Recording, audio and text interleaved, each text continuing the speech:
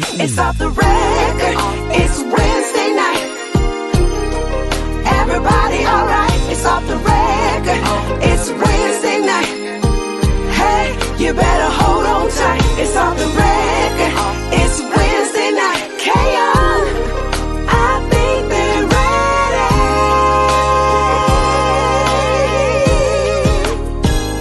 ready. You tuned into what you tuned into.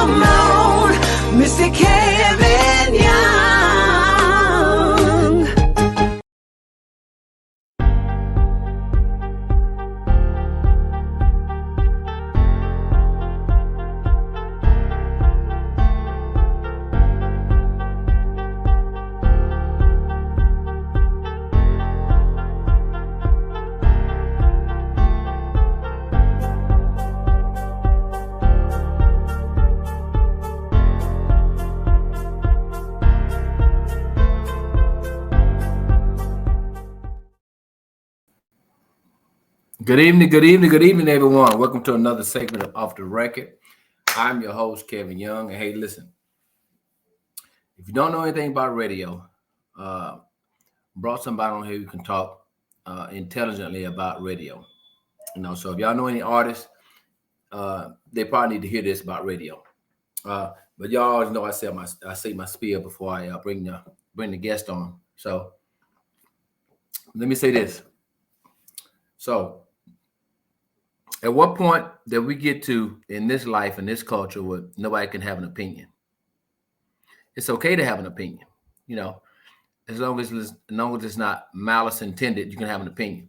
So I don't understand why people over in the Southern Soul arena get so upset if somebody don't like your music, not putting you on shows, or critique your music and stuff like that. You get upset.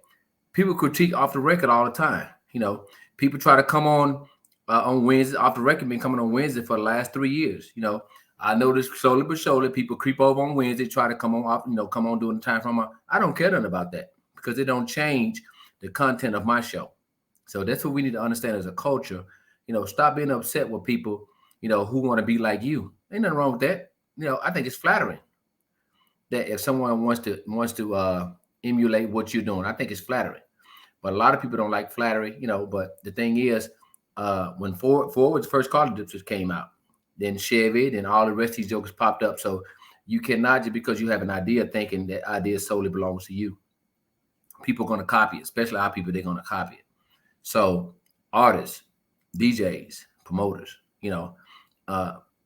it's okay to have an opinion about something. And I tell you this right here, as a promoter, promoters' opinions are validated because they're the ones that's paying. They're paying you to be on the show.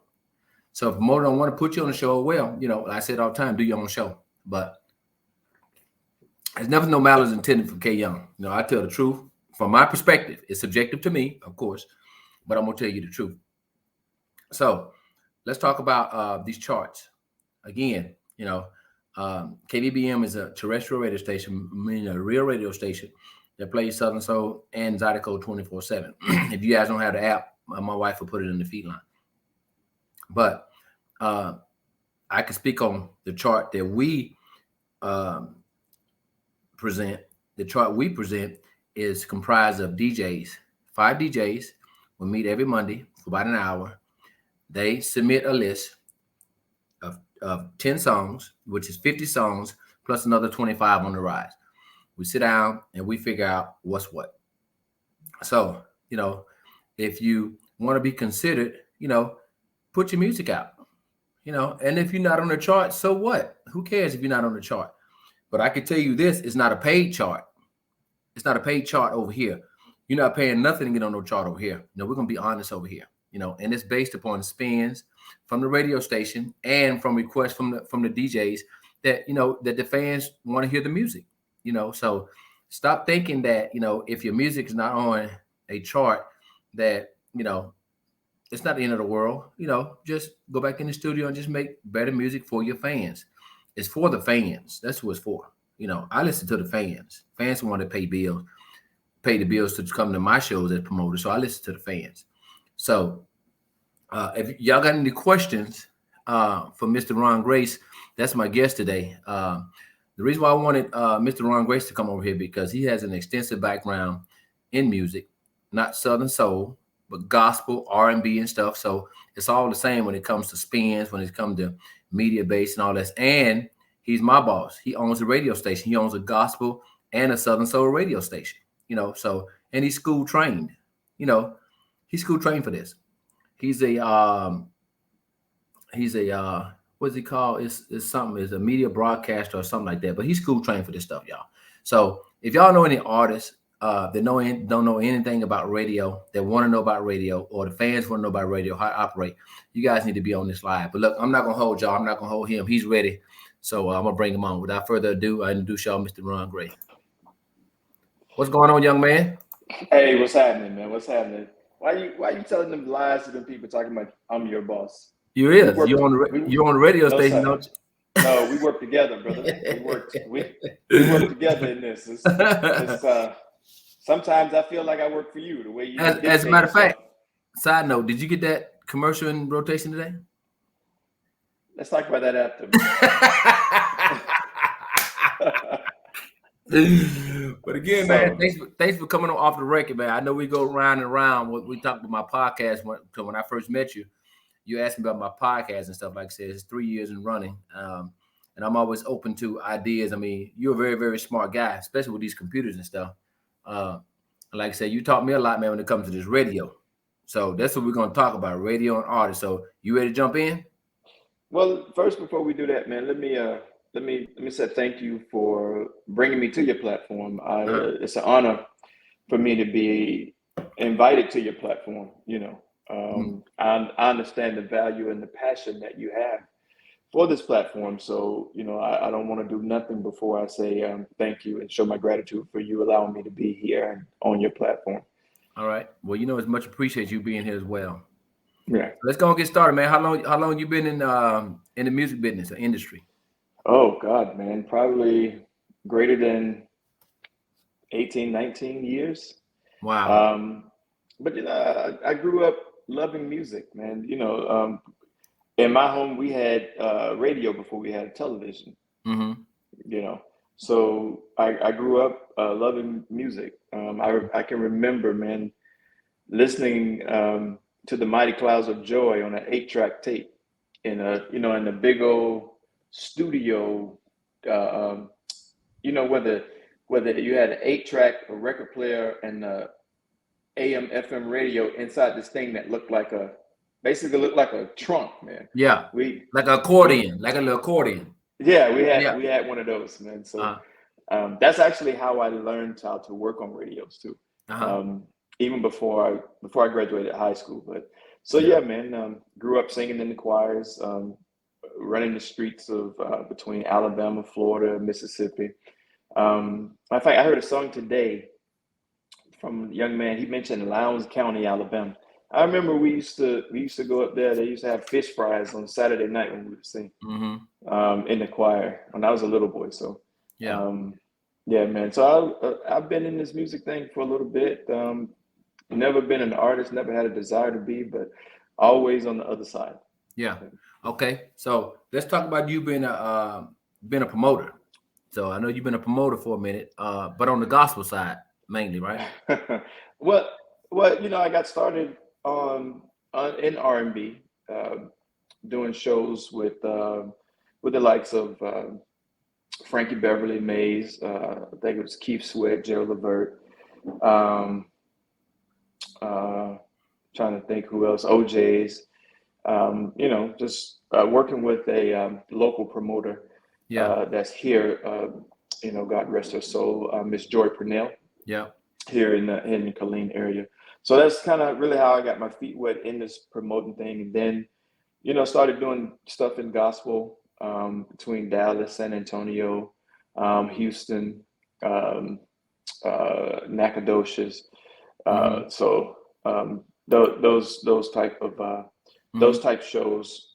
Quartet, love Quartet, man.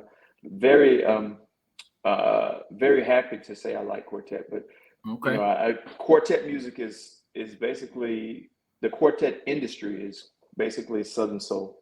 Yeah. Right now, that's what I liken it to. So let me ask you a question on the gospel side. Name some notable artists that you work with over there. Oh man, A-list artists. A-list artists. Yeah.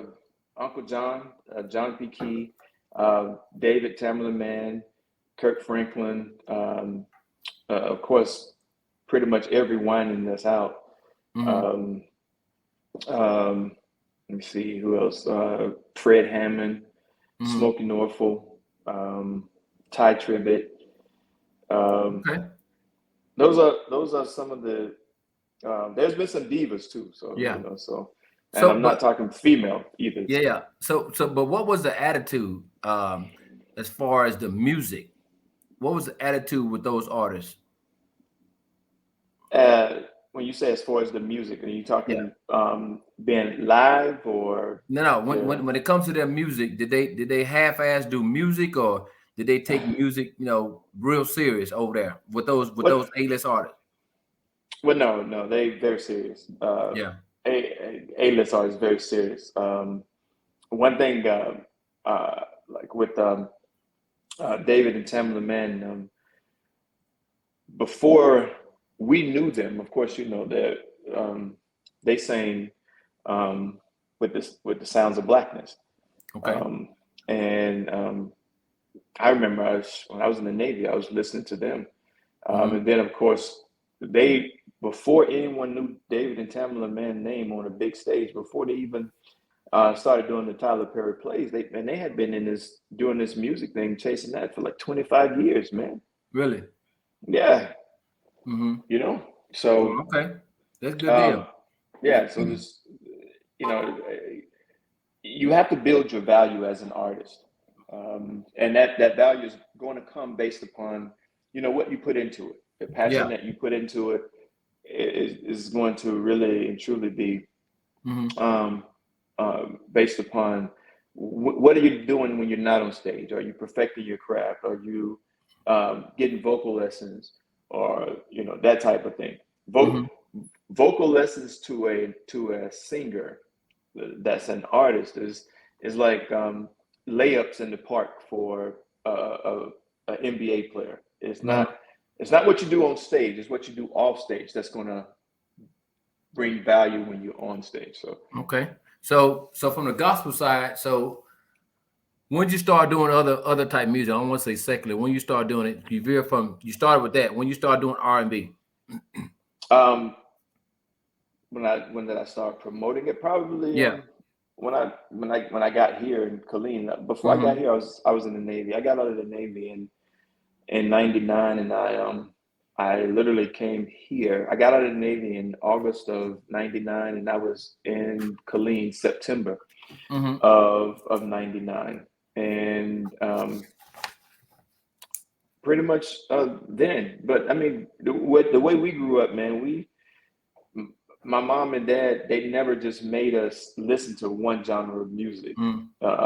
So, you know, growing up, I listened to everything from Willie Banks and the Messengers, the Mighty Clouds of Joy, all the way to Lakeside Funk and Shalimar, you know, Roger Troutman and what's the guy's name?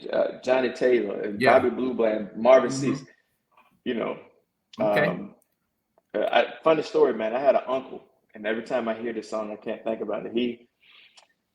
I'm so proud of this guy, man. He went away from home, and of course, my dad was telling me this story because I was too young to remember. He went away from home for his first time, and he and my dad, they was working for this company, and they had to go to Chicago.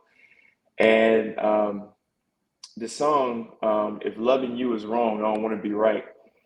My dad said he literally listened to this song from Chicago to Evergreen, Alabama. One song, just singing it over and over, trying to get back to his wife, man. So I just just the music had that type of an impact on them. And they actually this in 2 weeks they celebrate they renew their vows at 52 years of marriage. So okay, very very proud of him, man. So how many times they whoop your ass when you was growing up? I didn't get whoopings. Your ass listen, needed them. I didn't get whoopings, man. My mama would tell you I was her best child. Yeah. Okay. Yeah, I'm the fifth of 5 children, and my mom would tell you I was the best one. Mm-hmm. I've heard her say it. So. So let me ask you this question, man. So you had a love for music on the gospel side, R&B side. So let's talk about radio. So yes, why did you have a love for radio? Honestly, that goes back to when I grew up. Like I said, we had radio before we had a television, and you know. No. I'm talking about not listening to it, but that goes back to it. You know, and I learned the impact of radio on the community. You know, the local disc jockey or the radio personality at that time, man, was equivalent to preacher in the community, a pastor in the community. Yeah, you know. They talked to you when no one else did. You listened to them when you didn't have anybody else to listen to, and they sounded so relatable. It's not like the radio personalities that we have today. Yeah, you know. So that the impact of that instilled in me the power of radio at that time. So you know, growing up, man, I worked on radio. My first car was a 1976 Nova 4-door, and I literally, my dad passed it down to me. It was his car, and he passed it down to me, and I got it when I was 16, and the radio didn't work in it, and I literally took the radio out the car, fixed it, and put it back in. You know, at that time, that's when it had the dial that you turn was just a rubber band. Yeah. That moved the dial up. You're telling your age now. Keep on talking. Hey man, I'm proud of it. I don't have a problem with that. But yeah, man, just knowing the impact that radio had in the community, and that lasted and stuck with me. Okay. Yeah. So did you want in the Navy to learn about radio? Oh, how'd they work? Or did you go to school first? How'd they work? No. I actually I had 2 brothers that joined the Army, and both of them told me to not join the Army, to either go into the Air Force or the Navy. I don't like them just by that statement. They never and at that time, the Air Force, I joined the DEP program in the 11th grade, and the Air Force had a waiting list, literally. So I ended up going into the Navy because, you know, I could go there right after school, and based on my ASVAB scores, I was able to get into a electrician's program, nuclear electrician's program, actually. So, and it was, you know, very good at I think very good at that. I had a nickname of King Sparky. I don't know if that's good or not, but that was my nickname in the Navy. In the Navy, you know, we as EMs and ICmen, we were in charge of CCTV, and that's closed circuit television, where I worked with them and was able to get literally armed forces radio onto the ships that was out to sea from satellite. So just knowing how the electronics and the components worked, I was familiar with it. So when I got out and I moved here to Texas, and I was able to, you know, I took my DD 214 and I went and saw a counselor over at CTC, at the Central Texas College, and because you know how they do, you know how they evaluate all your school training. And she was like, well, you know, if you got enough credits to where you really only need to do 2 semesters, I think it was 2 semesters, and I would be able to get my degree. And that's why I went as a broadcast engineer is what it was. But we did take journalism classes in that. You know, at that time we had to learn everything. We learned software automation as well as taking the razor blade and splicing reel-to-reel tapes and putting them together, and working there. And so once I did that, man, and God, man, that was in 2002, 2003. And then I went to work for Time Warner Cable as a technician, and we did some commercial editing for them, go out, shoot video commercials and come back and put them together. And then I started at my brother's church, where we was doing video and audio production from him. And so that was from 2002 all the way up until 2010, 2013, 2010, 2011. Okay. So in 2011, I inquired because there was no 24-hour FM station at that time. The gospel station here was shedding time, spending time with the ESPN station. So it'd be like it would be ESPN from 6 a.m. to 6 p.m. and then it will go to gospel from 6 p.m. to 6 a.m. Okay. So I inquired with this company out of East Texas called Nexus Broadcasting, and I told them I wanted a radio station and I wanted to hear. Okay, so hold up, pause for a second. Who the hell want on a radio station, man? A black man owning a radio station. Well, I wanted to own one because, again, I know the impact that it had on the community that I was growing up. So, and two, market research shows that at that time, and I didn't learn this until like 2012 when I put the bid in, and then I wanted to go back and do some market research so that I know exactly what I was dealing with. So, Kevin, I asked 7 pastors, 7. Yeah. To just asking them questions. What do you think about gospel radio station here? 24-hour gospel radio station. And at that time they all were for it, to my brother to be included. They all were for it, right? Yeah. So doing market research, and I'm like, man, there's over 237 churches that was registered with the comptroller for this area, with the state of Texas comptroller that was in the Killeen area. Yeah. But there was well over 400, and I think it was like 470 or something that was registered at the county annex, at the Bell County annex for Bell County. So you went and did all this research. Yeah. It's market research, man. Gotcha. Okay. It was part of my business plan. Yeah. Gotcha. So 2013, the guy from Nexus called me back and said, Mr. Grace, the window's open. And I said, what do you mean the window's open? He said, well, the FCC has opened the window for you to apply for a radio license. So I said, okay, so let's do it.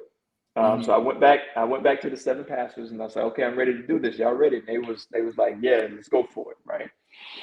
So 2013, around April, maybe March or April, I submitted, never asked anybody for a dime, never asked the pastors for a dime.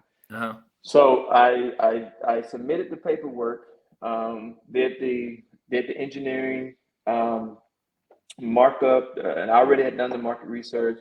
I knew how many businesses that was here in this area that could benefit from radio, everything. I knew how many local gospel artists that was here that could benefit. I'm telling you, my market research was on point. So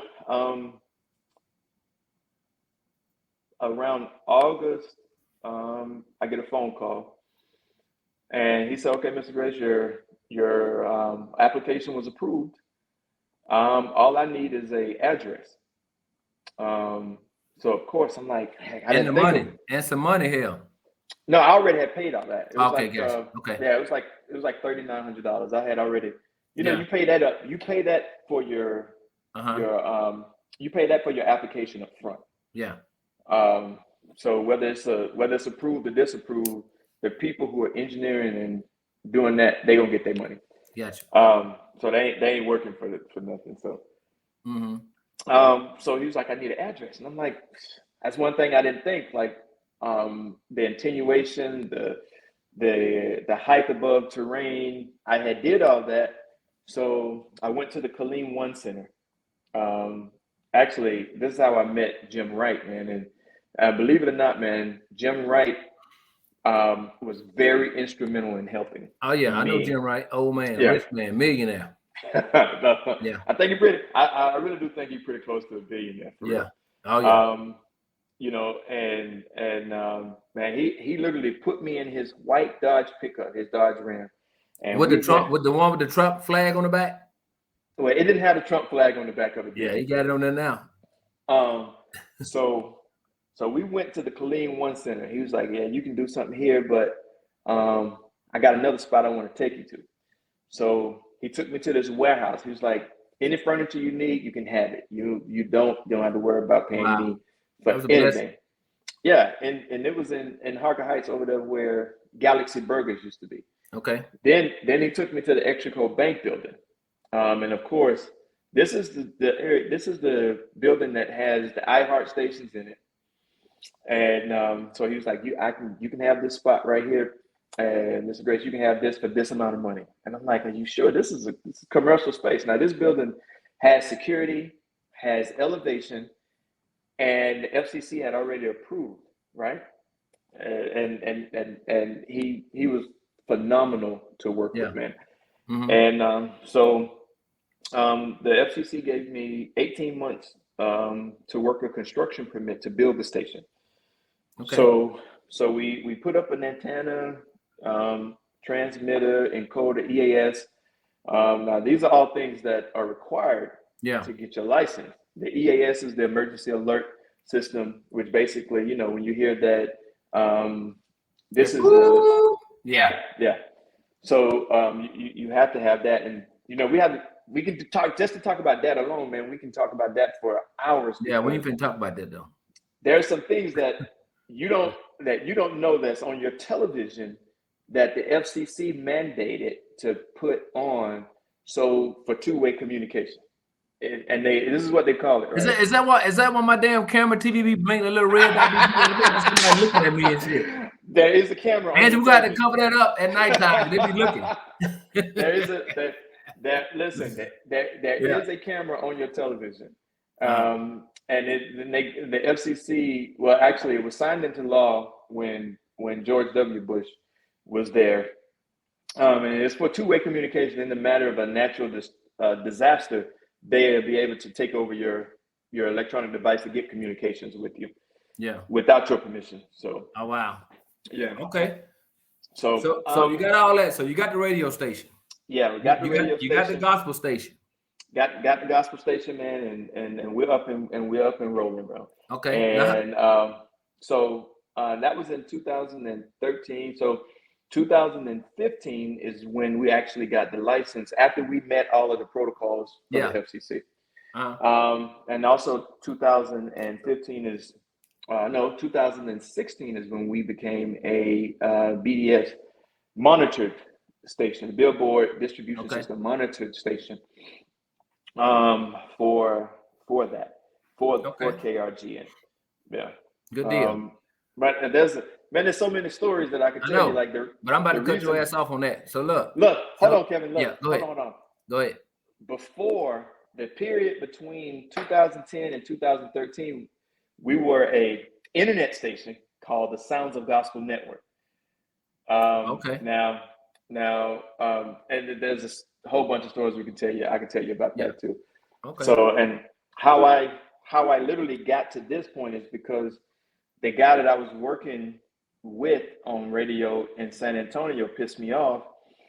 So when I was telling you the award show that I was telling you about. Yeah. So we did the award show, and so when the sponsors from the award show, when he saw that gospel was lucrative, and once his radio station started to gain notoriety, Do you not know this guy, man, cut the gospel programming where it was all day, and he started trimming it down to 4 hours a day. So when he did that, that's what pissed me off and made me come here and do my own. And start your own. So yeah. Currently today, how many black radio owners you know?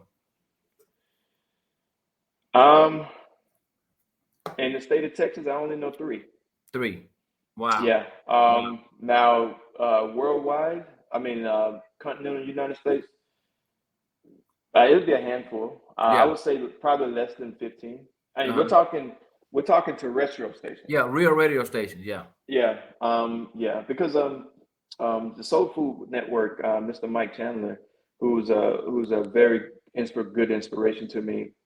He was at one time the largest gospel network up and down the East Coast. He had radio stations all the way from Maryland all the way down to Jacksonville.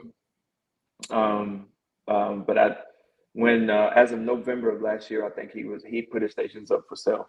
Okay. I don't know whatever happened with him. Okay, so look, let's jump right into this good stuff right here, and this is something I learned. Okay. So I did not know, and I know none of y'all asses know this either, that the radio stations start with a W or a K, right? Yeah. Well, yes. They're the FCC only gives you what's called call letters. Yeah. And those are the 4 letters that precede your frequency. Yeah. And then of course, whether it's FM or AM, but it's 4. So when the FCC first started radio back in the early 1900s, I think it was like around 1920 or something, 20-ish when the first radio station was out, but it was only for military use at that time though. Yeah. Before it became it was later than that, I think like 10, 11 years after that. But yeah, so the W's was for everything west of the Mississippi. Yeah. And the K's was everything east of the Mississippi. Mm-hmm. So, and that was the dividing line. So if you have someone saying that they are a radio station and they don't have call letters that are followed by a frequency, you can go, it's easy. You can go to fcc.gov and you can put the call letters in or the radio station in, and you'll be able to, get that station's information, like who owns it, the tower height, the longitude, latitude, those things of that nature. So if somebody come to me as an artist and say, hey, I'm with radio station ABCD 109.15, I want you to pay for advertisement. No, because they call the letters that start off is not begin with a W or a K.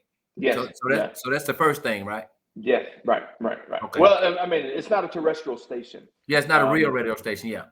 Yeah, it's not a terrestrial station. Yeah. Okay. So let me ask you this right here. It says, what's the difference between a terrestrial, which is real, y'all? That's terrestrial, means real radio station that you can actually get in your car and turn the dial, FM, AM. That's terrestrial. What's the difference between a terrestrial radio station and an internet station? Okay. Well, it's real simple. Terrestrial radio is just no means as the word radio is very key, because radio is actually how the signal is used to reach their audience. So if it's an internet station, it does not have a radio signal. It has an internet stream. Yeah. If it is a terrestrial station, it has a radio frequency to reach its audience. Okay. Yeah, that's the simple. You can go into land-based antennas or land-based transmitters, things like that. But to simplify it, it uses a radio frequency or a radio signal to reach its audience. That's what you would define as a terrestrial radio station. Okay. So now let's talk about you got a gospel station and you dealt with billboards over there, because over here in Southern Soul, we ain't got the Southern Soul yet. So what was the process, and what is the process for artists to get on billboards on the gospel side from a radio standpoint? Well, you have to be played by multiple stations. Okay. And the stations that the multiple stations that's playing you must be a Billboard distribution at that time system monitored station. Basically, they monitor your signal. The reason why they monitor your signal so that they can monitor the music that you're playing and the artist that you're playing, and they do that and that's how they collect their spins. Now, you have some radio stations that do what's called manually reporting, to where they manually report every Monday before a certain time. But even though that could be tricky and without integrity as well. So, do you know of any gospel artist that has made on the Billboard without being on a terrestrial radio station? Is it possible? No. Okay, why not? Because the more radio stations that plays your music, the more spins that's going to be tracked, or that's going to be filed or collected for you. So even though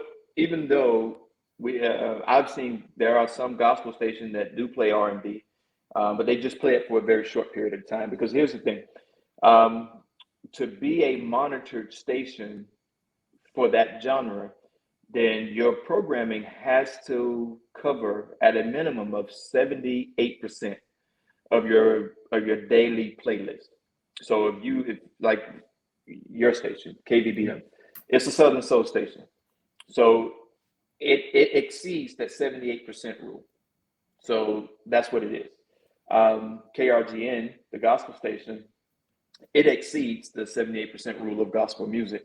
Now, I'm talking through overall programming, because you have education programming on for the veterans. You also have commercial or sponsorship advertisements, those type things. All of that make up your program. Is maybe a small percentage, but all of that makes up. But your music makes up the bulk of your programming. Okay. And who's in charge of programming for any terrestrial or real radio station? Who's in charge of that?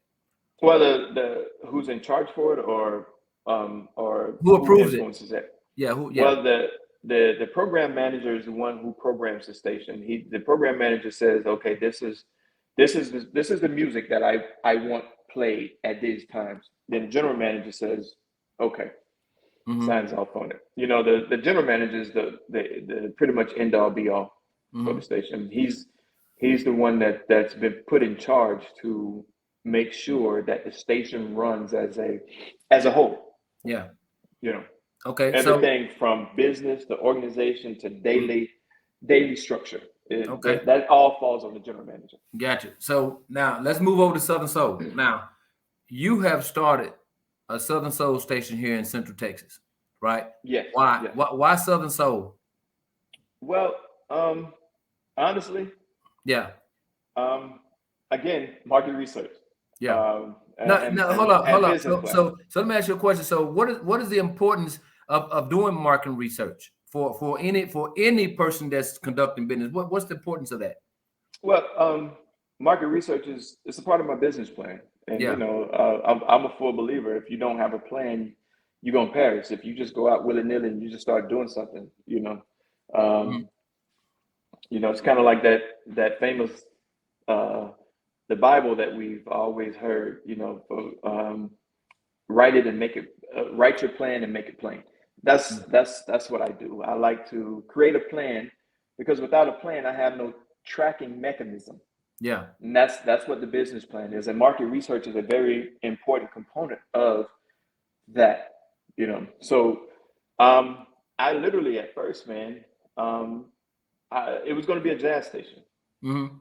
It was literally going to be a jazz station, but market research showed that don't nobody listen to damn jazz. That's not true. Jazz, more. I'm literally, man, that more mature in our community is it listens to jazz. But here, let me roll that back. So, in doing our market research, you know, we did a 50-mile line of sight radius is what we keyed in on, and in that 50-mile line of sight radius, we came up to, it was 82% of the residents that lived in that in our community are veterans, right? So of course, and that was shocking to me, because we're here in Killeen, Texas, man, and the world's largest. Well, now repeat that, because you froze up. You said 82% of what? 82%. I guess let me stop moving, because you know you don't you're not on your iPhone, so no computer. 82% of the residents that reside in the 50-mile line of sight radius from the highest point of attenuation is veterans. Okay. And I thought that would be shocking, because you know we're next to the largest base, the largest Army base in the continental United States. So of course, you know, then you start to dwell down into the demographics of the soldiers that are here. And I mean, we started getting 27% from Florida, 40% from Alabama, 32% from Mississippi. Then we have Texas, 90% Louisiana. from Arkansas. Yeah, go ahead. And so of course, what is the music of the South? Southern Soul. Southern Soul Blues. That's right. So that's how I came to that. I mean, we have 3 R&B, hip hop and R&B stations that are here. They're all owned by iHeart, Cumulus, and Town Square Media, which are, you know, those are major players in the radio market. So of course, the best for me, I must pursue where the need is. Yeah. You meet the need. You meet the need of the people, not the wants of the people. So we made the genre Southern Soul and not jazz. Okay. And that's how we got the Southern Soul. Good deal. So now let's get hot. You know, I got some other stuff too, but let's get hot. I don't know how many people are on and who are R&B lovers, but I can tell you this right here, and you can go and tell all of P. Diddy and all of the R&B, whoever. I can tell you now, Southern Soul music in revenue outranks R&B. Shows, they're higher than R&B. There's just some things business-wise that Southern Soul need to clean up.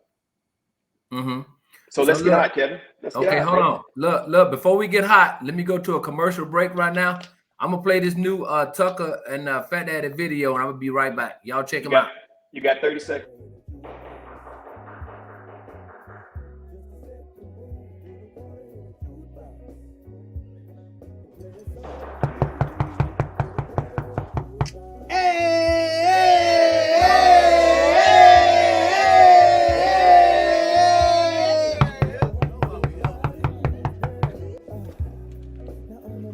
What's up, my boy? What you got going on, man? Bro, you got a brand new house. Let us party!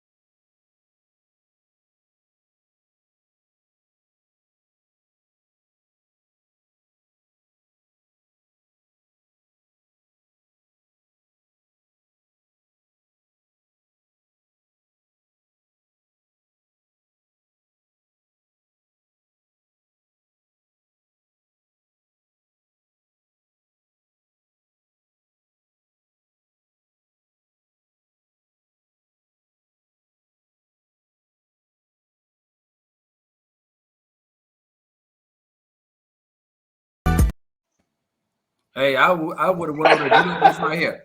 I don't want to just like that. Said, turn that music down right now, and I mean it. I would have full battle right. I said, turn it down right now. Okay, we're gonna get hot right now, man. You ready? Well, yeah, let's get hot, man. Okay, so how would you respond as a radio owner, as a promoter, as a broadcasting engineer, that if an artist told you that they don't need radio, how would you respond?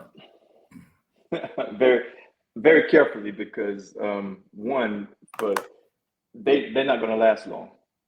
They're not going to. They'll be an artist forever as long as they call themselves an artist, but they're not going to be on no charts or anything like that. Not without radio.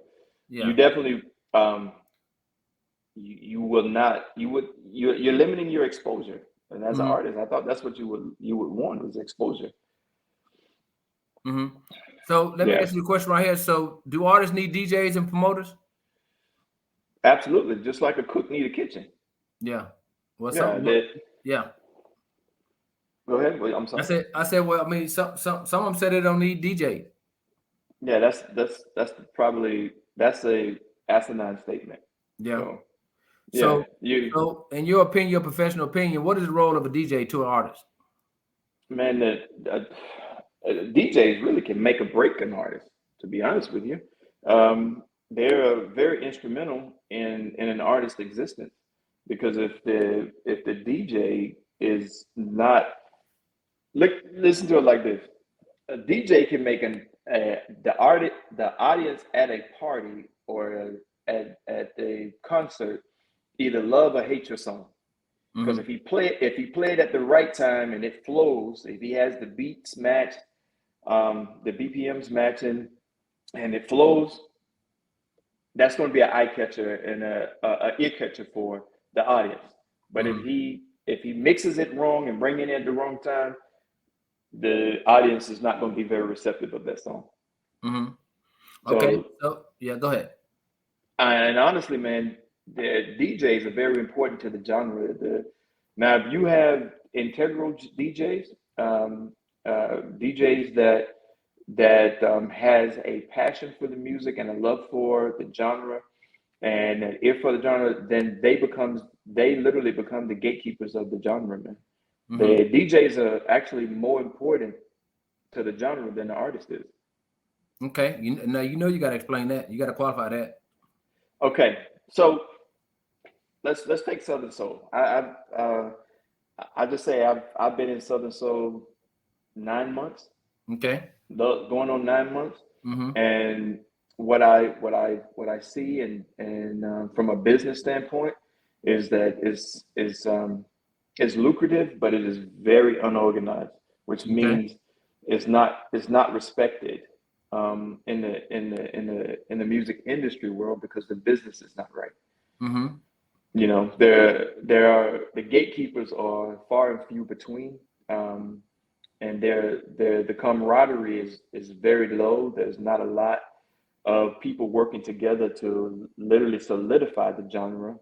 And you know, I really and truly don't even like the genre of Southern Soul, because that's not even owned by the listeners. Yeah.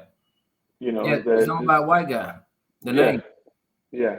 And so I would venture, and I would be more comfortable with calling it soul blues. Yeah. Okay. That's what I would be more comfortable with. So doing your research, is Southern Soul a genre? No. It's a category. It's a category of music, but it's not a genre. How can it become a genre? How can it become a genre? You talk.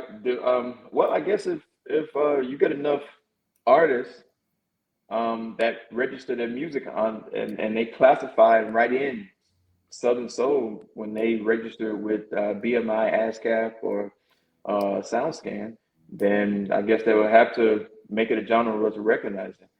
But I don't see that happening, though. Okay, so let me ask you a question now. I know you own the station, but I run the station. Yeah. If you sitting in the station, hold on, correct that. That's both of them, right? Yeah. You have to let them know both of them. Yeah, okay. Both of them. So if you sitting in a station right now and I'm on leave, I'm at war, and somebody send you their music and it was not tagged, would you play it? I'm not. Why not? Because playing as a radio station that pays royalties, playing music that's not tagged, the artist doesn't see anything from it. Mm-hmm. And so that just means we are literally, in this case, it's going to be iHeart, because iHeart owns Mediabase. We'll be fattening up a record label executive over at iHeart at Mediabase. So and they don't do nothing for me, so why would I want to pay them? Yeah. So how is it easy to steal an artist's music if it's not registered? Oh, absolutely. And what can they do about it? So if they see you the music is not registered and you register, what can they do about it? Nothing. Absolutely nothing. Really? Yes. I don't believe that. Okay. They can't do nothing about it. If you went in and registered music. Okay. Tell me this right here. Explain to me, how could they prove ownership if they never registered it? Now, back before, we learned about what's called a poor man registration. Basically, they would put the lyrics in an envelope and it would mail it to themselves, but they would have to show up in court with the envelope that has never been opened, that has a stamp from the post office on it. Yeah, that's a poor man's registration.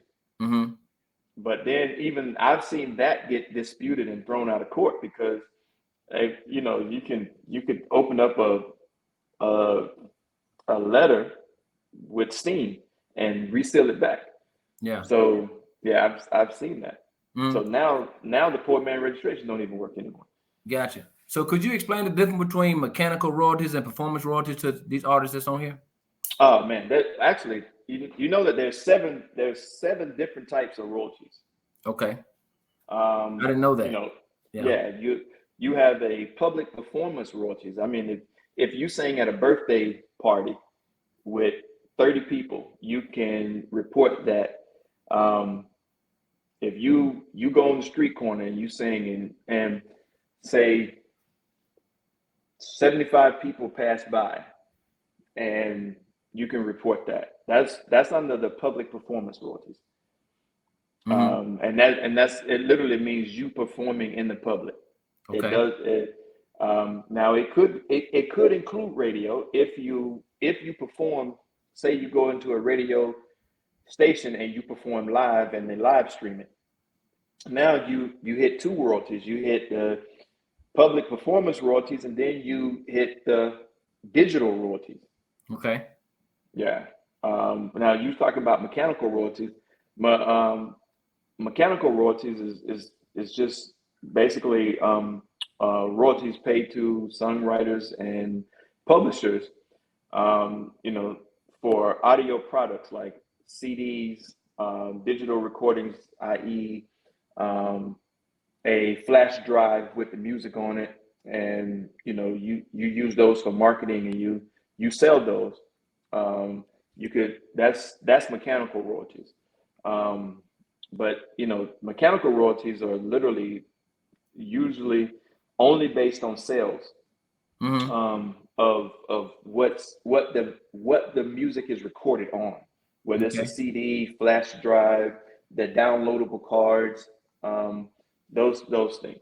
That's mechanical royalties. Now you have what's called a synchronization royalty. Now that is that's digitally. If, say for instance, you have a song and it's being used in a video, say like on YouTube. Yeah. That is no, I take that back. That's incorrect. YouTube is digital royalties. Synchronization royalties are whenever you track, whenever a track of your song is being used in TV, video, games, film, so like if your song is being in a movie, that's synchronization royalties. Yeah. Now, and that goes to the producer normally. But whoever's licensed, but the song has to be licensed. And then you also have what's print royalties. So they got all kind of damn places they can get paid, huh? Yeah, print royalties are, if your lyrics are original and you print your lyrics, you can get paid from your print royalties there. You also have neighboring rights royalties also. Basically, if you go overseas and perform, and you track that now. And the other one is sample royalties. So this is the crazy one because exactly, because over here in Southern Soul, you get paid over here because people be sampling people shit every damn day over here. And I when I first learned about it, I thought that I remember sampling royalties was like you had to sample so many seconds of the song. Mm-hmm. Not anymore.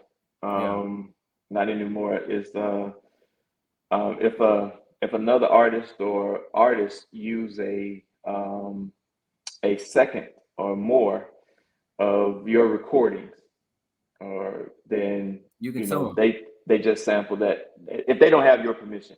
Yeah. Like we were talking earlier about your boy P. Diddy.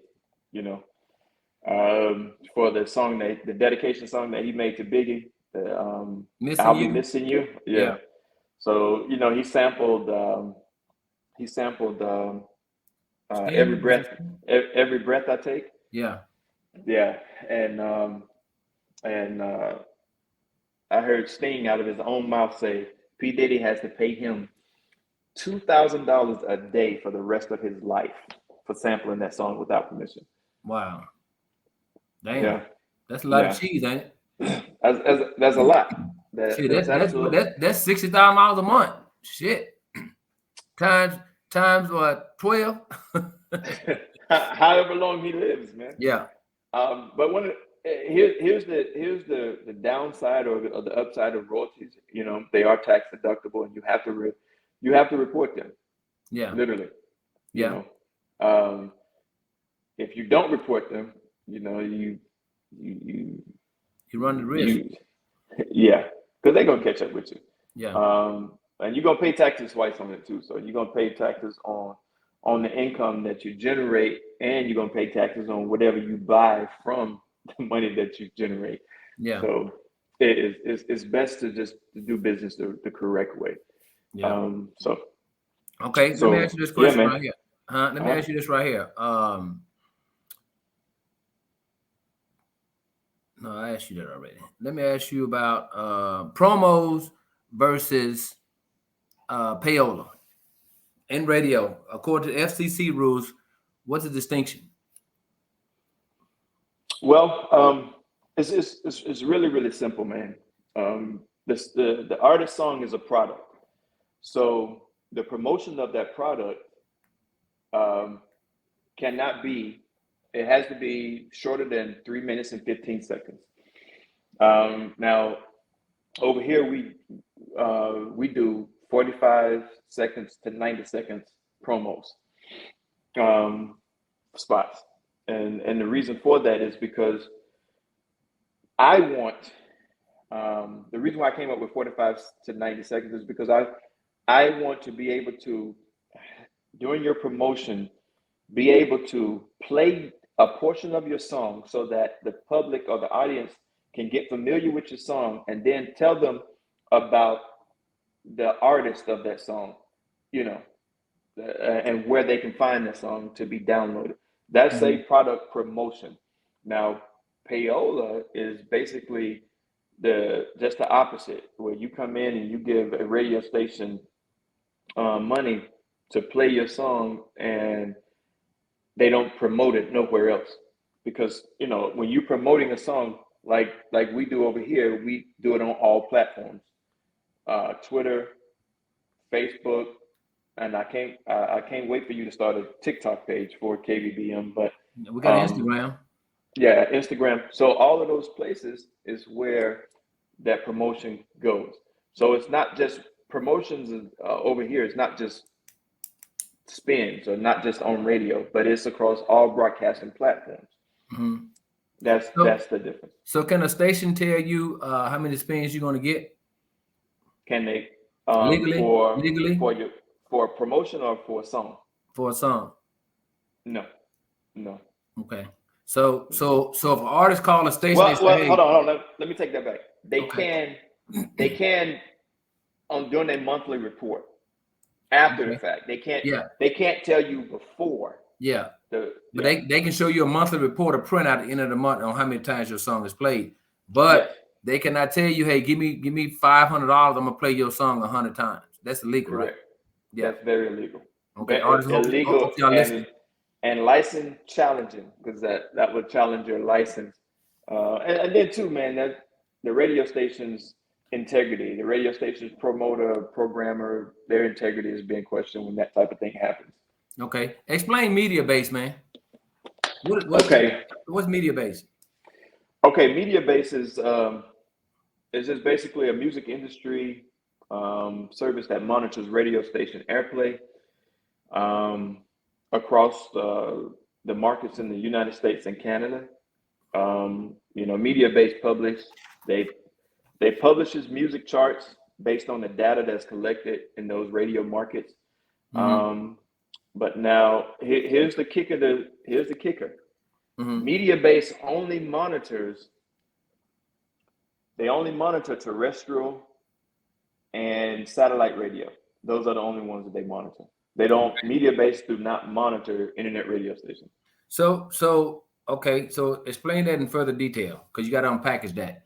So what does that mean? What does that really mean when you say monitor? So that means that they're not monitoring you to get on a chart. They're not monitoring you to get paid. Or what? They don't even recognize you in their protocol when they are putting up or putting together the chart data. Uh-huh. They don't even recognize internet stations. Yeah. Wow. So at least I can't find where they have, and all my conversations with them, they have it. Oh, yeah. Okay. So, should artists use both terrestrial and internet stations to promote their music? Again, the artist should have a business plan, and they should have a budget set for marketing and promotion of their product.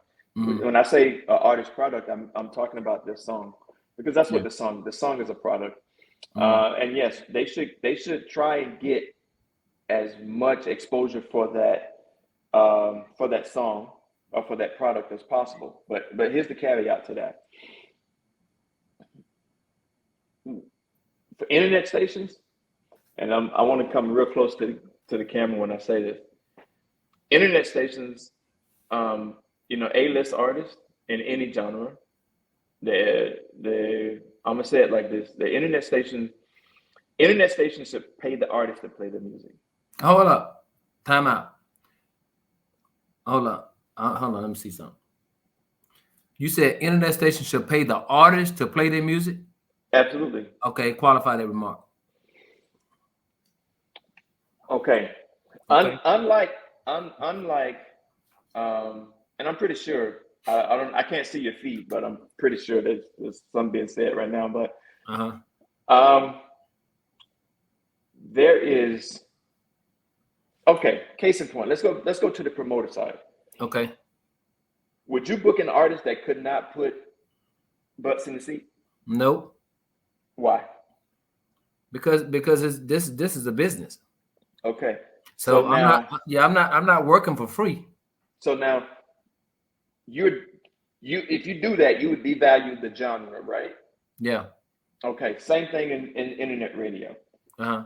So the artist who has spent money in the studio, spent money on vocal coaching, composition of the song, and now they give it to anybody to play. Mm-hmm. So now you give it to an internet radio station who peak at 6 listeners. Okay. Who does the artist benefit more? Does the artist benefit the internet radio station more, or does the internet station benefit the artist more? Mm-hmm. So we're talking value and benefit here. So in that instance, the artist benefits the internet radio station, because without the internet radio station, what would the people listen to? The 6 or 7 people that is listening, what would they listen to? Mm-hmm. And I'm just saying 6 or 7. I'm not saying that's what it's tuning in. But so to go back and answer your question, if an artist is going to promote their music on an internet radio station, what good would it be if the internet radio station doesn't have listeners? Mm-hmm. But what if they got listeners? Okay, then now you have to qualify the number of listeners and that you are marketing to. You have to get into the demographics of that radio station's listeners. Mm-hmm. You know, mm-hmm. Yeah, okay. Because of course anything can be purchased, even listeners. Yeah, even data can be purchased. Yeah. Wow. I guess that's one of the rewards of being terrestrial. Versus that the internet DJ is that everything's trackable on terrestrial. Well, everything's trackable on the internet as Mm-hmm. well. Internet radio stations, their stuff is trackable as well. Yeah. Now, and two, you have to go back to the programming of the station, because you have to understand that when you are an internet station, when I say our internet station, I'm talking solely, because of course KVBM is both, KRGN is both. Yeah. And just by some of the feedback and the comments that you get, that wherever you go, because everybody that's connected to you, of course, is listening, like when you were in Mississippi, or people listening from, I don't know if you've ever been to Minnesota, but you have people tuning in from Minnesota, Michigan. There was 2 people that today, hey, we discovered the Southern Soul Station. This is the music that I like, and I like it because you don't have a lot of talking, and I know you've gotten that also. Just giving the people what they like. The music has to be played in a specific order. That's where the DJs come in. So in order to maintain your listeners, it's like I said, from November the 11th launch date to now, our peak listener has been over 240,000, I think. Yeah. And that was at the peak of it, when everybody was sharing, and we had your Army friends and my coworkers. Everybody was shooting out the link because they were so happy that a 24-hour Southern Soul station was right here in Killeen, Texas.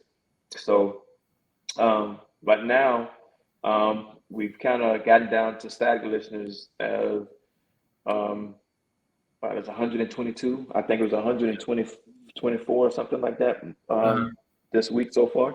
Uh-huh. So, even the stations, the hip hop R&B stations that are here aren't doing those kind of numbers. Yeah, exactly. They're not. Yeah. So let me ask you this question, Ron. And I know, like I said, you from Alabama, but you new to Southern Soul. You've been there about a year dealing with it. Southern Soul. You listen to the music. So what would you suggest? Now I said, you don't have no dog in this fight because you're not an artist. You know what I'm saying? I'm not an artist. I'm a promoter. You're a promoter. You're a radio owner. What would you suggest, or what advice would you give anyone over here in Southern Soul from what you've learned thus far in the 11 months since you've been over here as a professional broadcasting engineer that owns 2 radio stations? What would be your advice to them? Well, let me first give that from a listener perspective. Just okay. a listener of the music. Okay. I honestly believe that there needs to be greater respect for the genre. From not from a listener standpoint, but from an artist standpoint. And I think that there needs to be a larger level of camaraderie. Mm-hmm. And I think first line is going to be the DJs. Yeah. Now this is from from a broadcasting and a business perspective. The first line would be the DJs. The DJs have to stop compromising and accepting anybody's music and anything.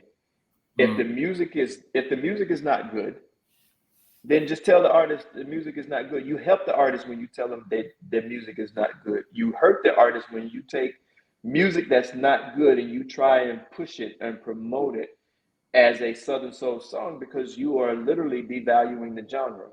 So I would say first line is DJs. Second line, promoters. Promoters, you have to stop booking the artist that does not have good stage presence, not going to give a good show. And I say third line is going to be the artist. Artists, you have to be honest with yourself. You know exactly what you put into your craft. And just be honest with yourself, because if you're honest with yourself, that will not allow you to just take money for a show. Because you would understand that, okay, I am not, I got drunk last night. I wasn't in the studio. So I did not prepare for this weekend show. So I just can't get on stage and twerk and grind or move my midsection and thinking that's something good. Acceptable, yeah. Acceptable. Fourth line is going to be the audience. So for everybody, for the lovers of Southern Soul, stop accepting anything from artists. Whether it is the music, it's the stage presence. If an artist don't want to take pictures with you, you done spent your money to come see them, they just get up, sing, and go back. They're not interacting with you. Then when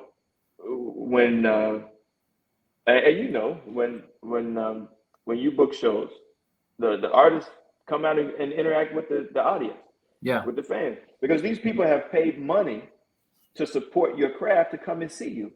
So what respect is it of you just to come out on stage? You're untouchable to them, but they think enough of you to spend their money to support you.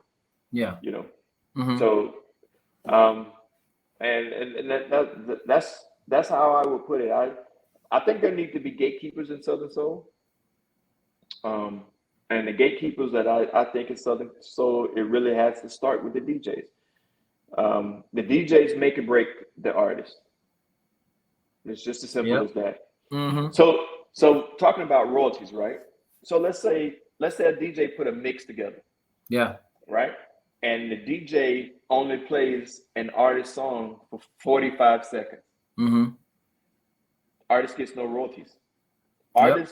Royalties does not start until after that song has played for 91 seconds or more.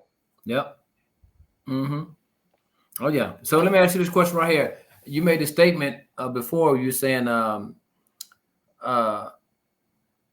every song has its place. Every song has an audience. Yes. Okay. So let's qualify that. Okay. What that means is that because now here's Southern Soul songs that I have heard. Okay.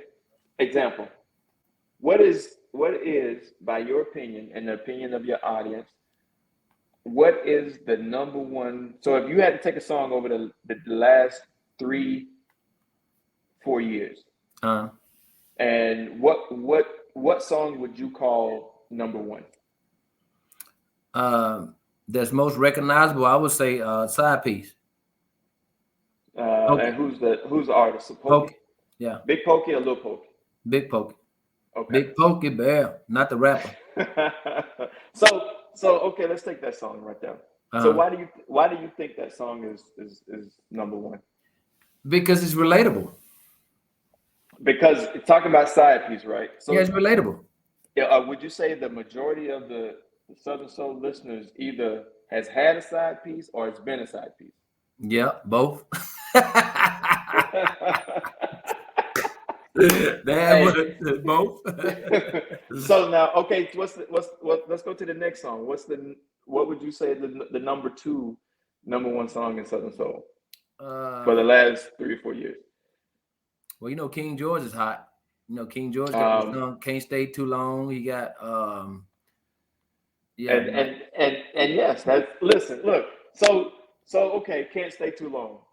That song is about that's relatable. Getting out of the streets, getting home, right? Yeah. So you getting out of the streets and getting home because either you've been a side piece or you had a side piece, and that's all that's in the street. So you done put that down, you matured, and you moved on, and you got back home, right? Yeah. So I can't believe you said Southern Soul people have either been a side piece or had a side piece. That's the truth. Ask them on here. How many on here has been a side piece or had a side piece? They tell you. I can't see the people, but I guarantee you nobody's on saying they've been a side piece. I bet you their ass have been a side piece or had a side piece. I bet you. They ain't gonna say it, but I bet you their ass have. I know Loanne on here. I know Loanne been a side piece. No, I'm just playing. I'm just playing, Loanne. I'm just messing with her. Oh, look, only Loanne knows she been a side piece, and whoever she was a side piece for. So yeah. Hey, Rashard on here. Rashard have been a side piece before. Oh Lord have mercy. See, Deidre said yes back in the day. They ain't gonna admit it. But that's just like I tell people all the time. Just like with Bobby Blue Bland, Johnny Taylor, them songs, those were relatable songs. You know what I'm saying? So that's why they resonated with the people. Who's that song? Who sung Jody? Who? Which Jody. one? That's a whole bunch of she's a whole bunch of people. No, the song. It was a blues song that Jody. He was the dude that the women called when their man wasn't around. Yeah, I'm Jody. O.B. Buchanan got that song, Jody. Okay, so who is he talking to if he ain't talking to the side piece? Yep. He said he Jody. He the man that he called when your ass ain't acting right. He the side piece. So there you go. So Rashada says she know I'm lying. so the majority of the audience has either had a side piece and been a side piece. Yeah, it's relatable, man. Yeah, and that's what makes a good song. And then the next thing is, it's in any song that's relatable is impactful. Yeah, I agree. So it's gonna have the audience humming it. It's kind of like that song. You don't have to hear but a few seconds of it. You're gonna identify, and it's gonna be stuck in your head for the rest of the day. No matter what else you hear, that song is gonna be. Remember that song? Remember, girl, you hear thunder, that's it. That's all you can hear. Yep. And you once you ain't even got to hear the words. You just hear that dun, and that's a minute with you. That's it. You know it. Yeah. That's it. Yeah. So those are the type things, but okay, let me ask you this question right here. So R&B and charts, right?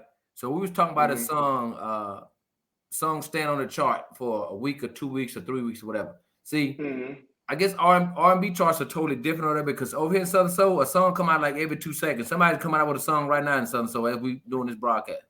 And who makes that song hot? Well, it should be the fans. No, not the fans. We're talking about the DJs. The DJs. Yeah. Because who's going to get that song before the audience even hear it? The DJs. The DJs. Mm-hmm. So anybody who tell you they don't need DJs, any artist that tell you they don't need DJs is either an idiot or lying. Yeah. So let me ask you this question right here. So you was talking about a R&B chart where somebody stayed on there for 25 weeks. Yeah, I sent you the screenshot of it. It was I don't even know the artist, SZA. Yeah. With the song called Kill Bill. Yeah. That song is the number one R&B song on Billboard. Yeah. It's a number one song, and it's been number one for 24 weeks. Wow. So how many weeks are we in? What is this? This is June. We ain't even been in it. We haven't even been 24 weeks. No. And yes, we have. Yeah, we have. Little over 24. Little over 24. So you have to think that song in R&B, Kill Bill by the artist SZA, it's a female artist, has been number one for 24 weeks. I don't know no R&B chart that's credible that has a song that could stay number one on it for 5 weeks, let alone 20 weeks. Yeah. So that further validates the point that R&B is dying. Yeah. And Southern Soul is replacing it. Yeah.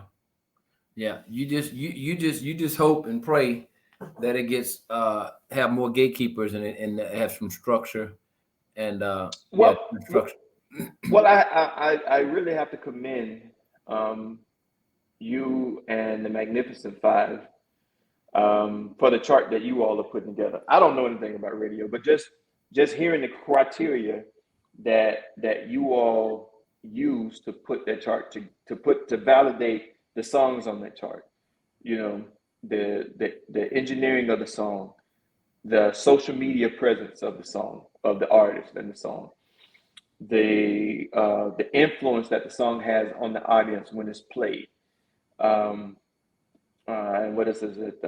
Social media presence, composition, popularity of the song. Yeah, you know, and that's why I really like to speak to the Southern Soul artists and the audience, man. And say, you know, because as structure comes, then revenue is going to grow, value is going to grow, and wherever value grows, revenue grows. Because I tell you, a good plan produces profit, a bad plan produces deficit. Deficit, just right. You know.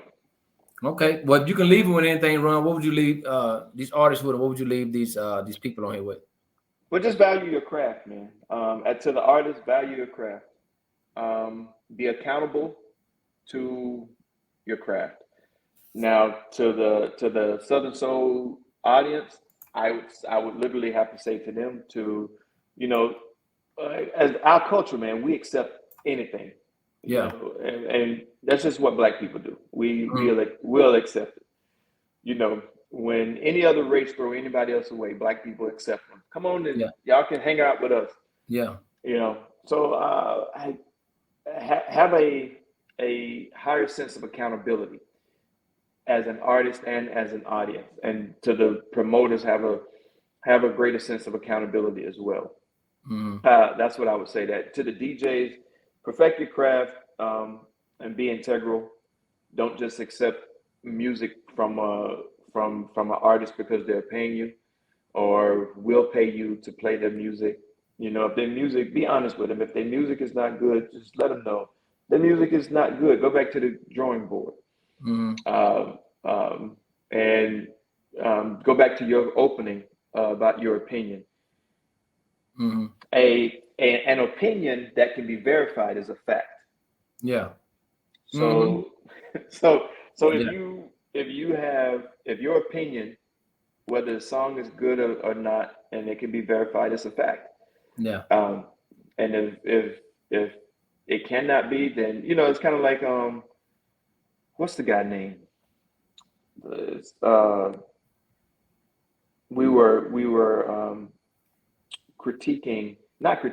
evaluating his song, and we got to don't call the artist name, Kevin. Yeah. You'll know who I'm talking about when I say it. Okay. So went to his social media page, and he had less than 50 followers. Went to the song, it had 0 downloads on Spotify. Had been listened to like I think 5 or 6 times on Spotify. So it had no social media presence. Yeah. And it was on top of it had a beat that was used already. Someone else in Southern Soul used the beat.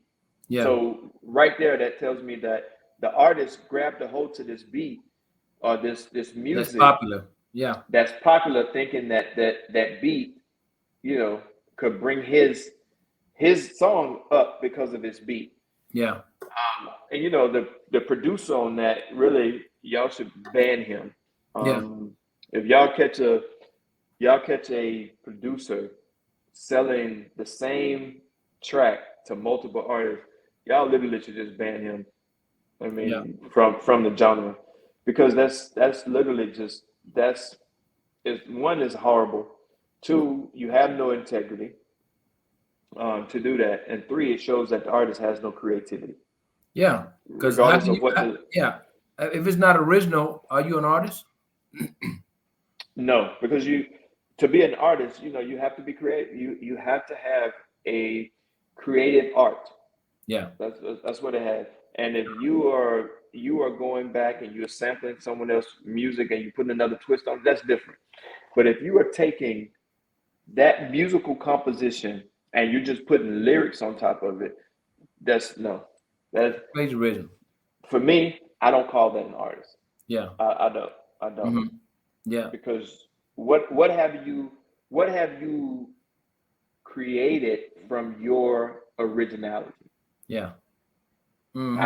I would say that's a hustler's move. Yeah. And you are a hustler, and like Malcolm X says, there's nothing worse than a hustler and a pimp. Yeah. Okay. Yeah. Well, hey, there you have it, Mr. Ron Grace, promoter, owner, operator, gospel station KRGN 98.5. KBBM 104.7 FM. Hey, I appreciate your time, man. Hey, man, thank you for having me. And look, y'all know me and Ron be going back and forth all the time at the station. No, see, here's the thing. We don't go back and forth. We don't. We really don't. We don't go back and forth. What we do is, Kevin, I'll tell you in a minute, man. I don't know nothing about Southern Soul. Yeah, but you know the music. But I know the music. I know the composition. But I don't know anything about I don't know anything about the genre, man. And I'll tell you that. So that's what I lean on you. So people don't understand that, just because I had a vision for the station. What would the vision be without somebody that can work it? Case in point, I'm gonna say this and then we can go. So matter of fact, this happened to me. So I purchased a car, right? And when I purchased this car, I purchased it because the prestige that it had, right? As a car, it was a luxury vehicle, right? So, and the gas cap, man, I had no idea. The gas cap, it was one of the cars when they came with the gas tank compression. So if you didn't have the gas cap tight enough, the gas light will come on. So of course, I paid a lot of money. Yeah, up here for it. Mm-hmm. But the gas cap, I didn't tighten it up all the way. So the gas light came on right after I filled it up with gas. I parked that car, man. I literally parked that car and didn't drive it until I found out what was wrong with it. Over by Red Lobster, the European, there used to be a European dealer there. European mechanic. On the access road? Yeah. On the access road there, right? Yeah. Mm-hmm. So I drove it over there, and dude told me, he said, Mr. Grace, if I open this hood, it's gonna cost you $350. I said, but my gas light is on, man. Why am I opening the hood? So, and I would have had to drive the car all the way back to Houston to the dealer.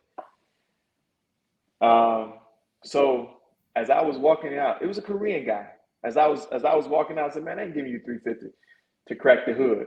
He said, okay, Mr. Grace, I'm gonna give you a freebie. All he did was, man, he took my gas cap off, and put it on, and it clicked it 3 times. And that solved the problem. That solved the problem. I drove from there all the way to Cove and back, and the gas light went off. And I turned around, man, and I still took that guy $150.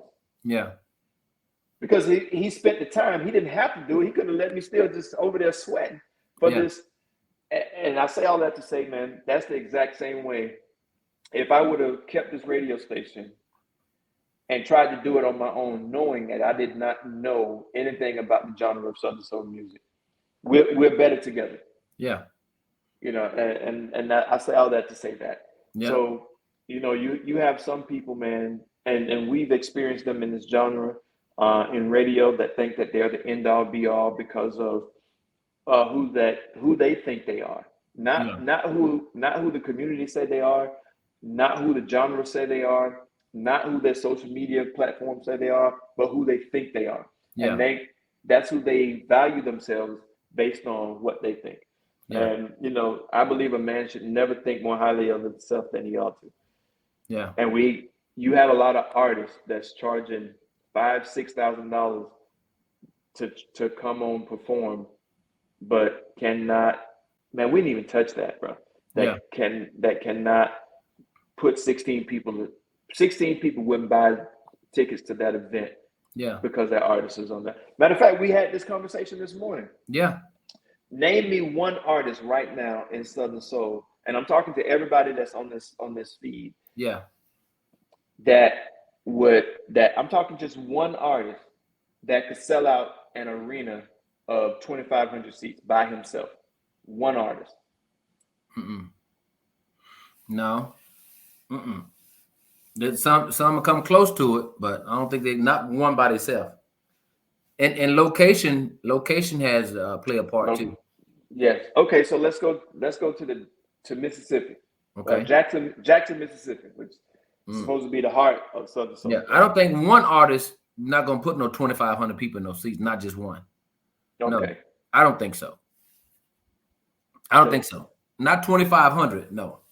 So is the viewers giving you a name of an artist that can do it? Yeah, they're saying Calvin Richardson, King George. They're saying Tucker.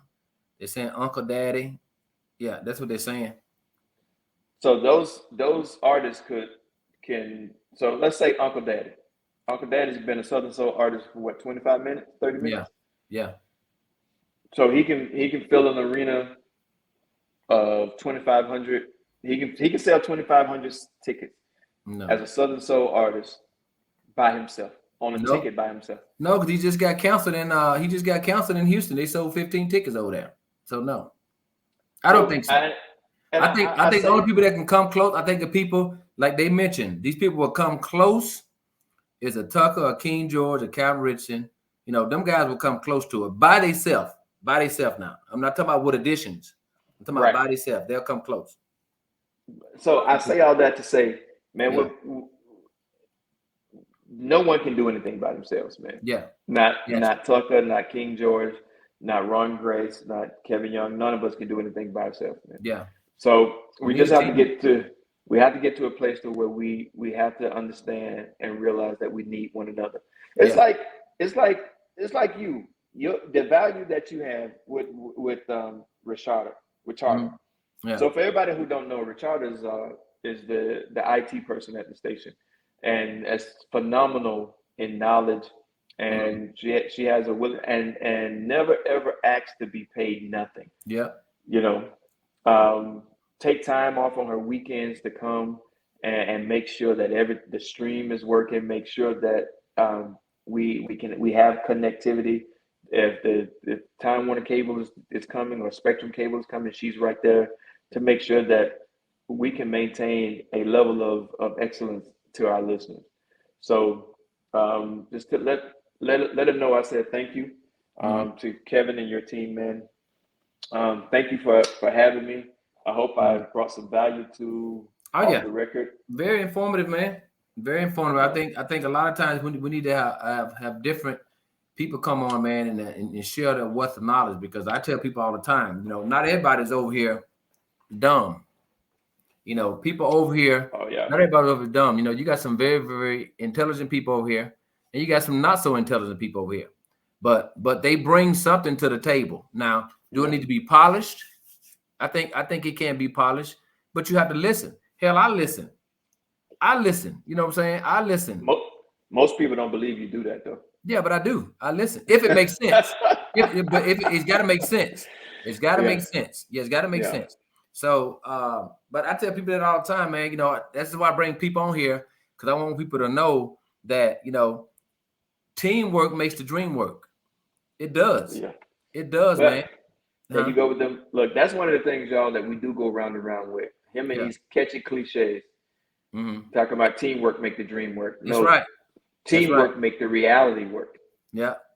You know, both of them. We work together. We work together and we make it work, man. You know, there's no Lone Ranger needed Tonto. Yep. Batman needed Robin. But Superman didn't need nobody though. Yeah, but he had the super friends. He had the super friends. And he also suffered from weakness when he hit kryptonite. So if he had somebody, they could identify the kryptonite for him, he would never get weak, right? Look at Kenny Keith, but don't call me stupid, Kevin. Kenny, be quiet, man. But hey, man, like I said, hey, what time? It's 8:30, man. I ain't ate my dinner yet. So hey, man, well, go ahead, man. Hey, everybody, thank you all for spending time with me. Run that. And Kevin. Yeah, run that tonight, though. Look here, man. You ain't the boss of me. I know. I better hear that damn commercial on that station tonight. Listen. Yeah. How was any of I need a DJ that know how to extract that has the software to it, and I think you can do it from Pro Tools that can extract the instrumental from a song. Okay. So we might have to reach out to, but it needs to be done tonight, or maybe we can get the instrumental that we need from an artist. Yeah. That's on. Cool. Yeah. All right, man. Well, I know you gotta get up and go to work, man, with them veterans over there tomorrow. Hey, man. Yeah, I serve my country, and I serve those who serve my country. Yeah, that's good. That's a good deal. Thank you all for your service, Kevin Young. Yeah, thank you too for your service there, Navy man. That's right. That's right. All right, man. We'll talk though, man. All right, man. Thank you all. We'll see you later. All right, brother. Hey, thank y'all for tuning in. And Silver, this is not a hat. This is a Kevlar. Can't no bullet go through this. This is a Kevlar. It's not a hat, young lady. But thank y'all for tuning in. I hope it was very informative. That was a point. That was the purpose of me bringing Ron on, because, like I said, Ron is an expert with this radio stuff. I'm still learning, reading about the FCC rules and guidelines and stuff, So if y'all want to know anything about radio, what I'm saying, of course you can't. Well, Ron, you can ask him a question all day on Facebook. He's on Facebook, Ron Grace. You guys can shoot him a text or anything, messenger and stuff. Y'all can talk to him. But artists, if you got music, send it to me. kvbmfm@gmail.com. Send it to the station. I'll review it. Hey, Cammy Cole, what's up? But thank y'all for tuning in. I'm trying to think who I got next week. I got to go down the chart. But you know who I want to I want to interview. I want to interview Kenny Keith. That's who I want to come on here, since he got so much to say. I want you to come on here, Kenny Keith. So I'm gonna give you a date to come on here. But matter of fact, I think I got Big Mayo next week. Big Mayo, that boy bad. But look, thank y'all for tuning in. See y'all next week, 7:00 p.m. Make sure y'all share the live.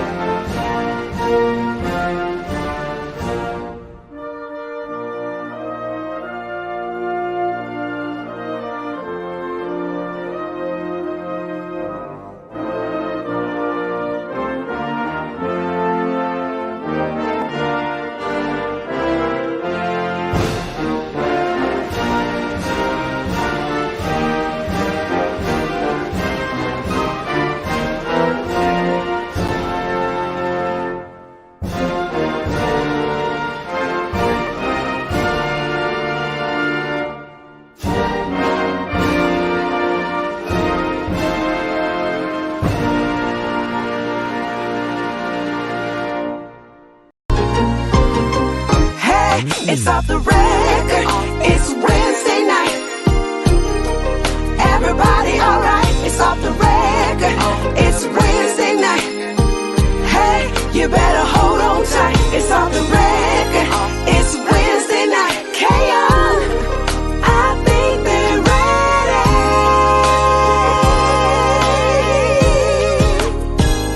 ready. You tuned in. into what you tuned into. With Kevin Young. Hot reviews with Southern Soul. The topics are real that you can feel. Southern Soul is here. Come on, Mr. Kevin Young.